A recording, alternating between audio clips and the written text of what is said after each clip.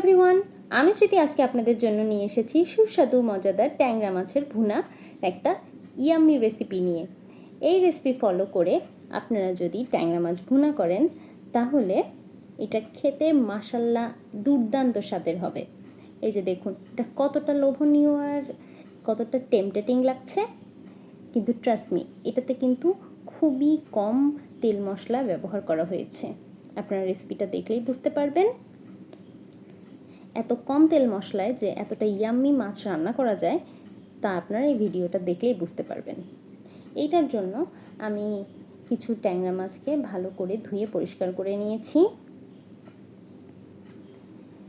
এগুলো গোলসা ট্যাংরা বলে, একটু বড় সাইজের হয়। এগুলো দেশি ট্যাংরা নয়। দেশি ট্যাংরা মাছের ঝোলও আপনারা এভাবেই রান্না করতে পারবেন। এখানে আমি 2 থেকে 3 টেবিল চামচ তেল ফ্রাই প্যানে গরম করতে দিয়েছি। ফ্রাই প্যানটা গরম হয়ে গেলে এখানে আমি জাস্ট 3 টেবিল চামচ পেঁয়াজ কুচি ব্যবহার করছি। এখন পেঁয়াজ কুচিগুলো যতক্ষণ লাল লাল হয়ে যাবে ঠিক ততক্ষণে আমি একটা মশলা বানিয়ে নেব। এটার জন্য একটা বাটিতে 1 চামচ হলুদের গুঁড়া, 1 চামচ মরিচের গুঁড়া, 1 চামচ জিরার গুঁড়া, 1/2 চামচ ধনিয়া গুঁড়া, 2 টেবিল চামচ লবণ, সামান্য লেবুর রস,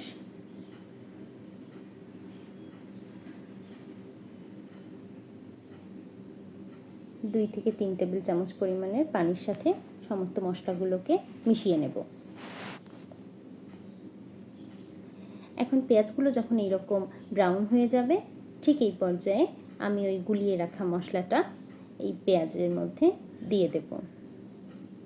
এই যে দেখুন, এই মশলাটা যখন এর মধ্যে অ্যাড করে দেব তখন খুব বেশি তেলও ছিটবে না আর খুব ইজিলি মশলাটা পেঁয়াজের সাথে মিশে যাবে। আর এখন এর মধ্যে 1 টেবিল চামচ পরিমাণের আদা রসুন বাটা আর 1 টেবিল চামচ পরিমাণ পেঁয়াজ বাটা দিচ্ছি।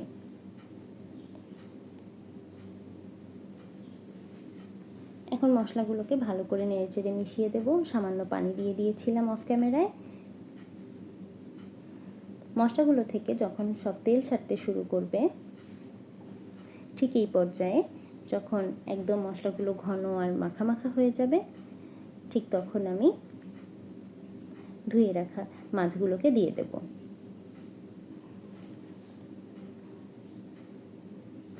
মাছগুলোকে দেয়া হয়ে গেলে মাছগুলোকে নেড়েচেড়ে একটু উল্টে পাল্টে নেব। এই ট্যাংরা মাছ অনেক নরম হয়, তাই এই মাছটা রান্না করার সময় খুব বেশি নাড়াচাড়া করার প্রয়োজন হয় না।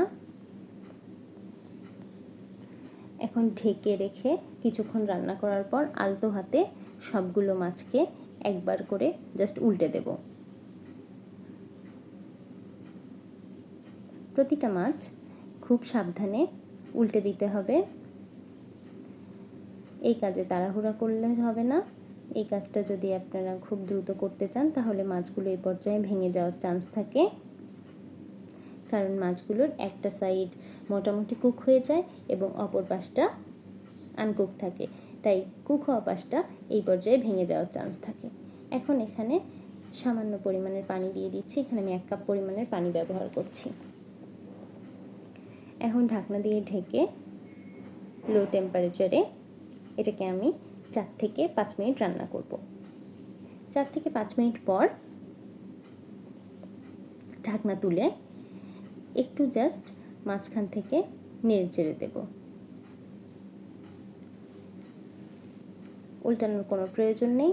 আবার ঢাকনা দিয়ে ঢেকে রেখে লো হিটে 3 থেকে 4 মিনিট রান্না করলেই মাছটা একদম তৈরি হয়ে যাবে। এ পর্যায়ে একটু ঝাল লবণ ঠিক আছে কিনা আমি একটু চেক করে নিচ্ছি। সব কিছু ঠিকঠাক থাকলে গ্যাসের ফ্লেমটাকে অফ করে এটাকে আমি সার্ভিং ডিশে তুলে নিচ্ছি। এই মশলার দেয়া মাছ, কম মশলার মাছটা আপনারা বাড়িতেও যেমন বানিয়ে খেতে পারেন, তেমনি এই ধরনের মাছ যে কোনো বয়সের মানুষই খুব পছন্দ করবেন। আর এই ধরনের মাছ রোগীর পথ্য হিসেবেও খুবই বেশি কাজে দেয়।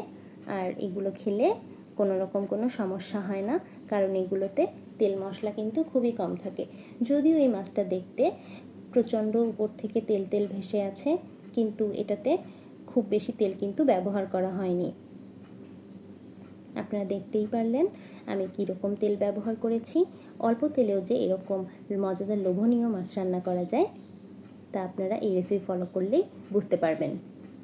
এরকম আরও অনেক ইউনিক ভিডিও পেতে আপনারা আমার চ্যানেলটিকে সাবস্ক্রাইব করুন, এবং আপনাদের যদি ভিডিওটি ভালো লাগে তাহলে অবশ্যই লাইক, কমেন্ট অ্যান্ড শেয়ার করে দেবেন।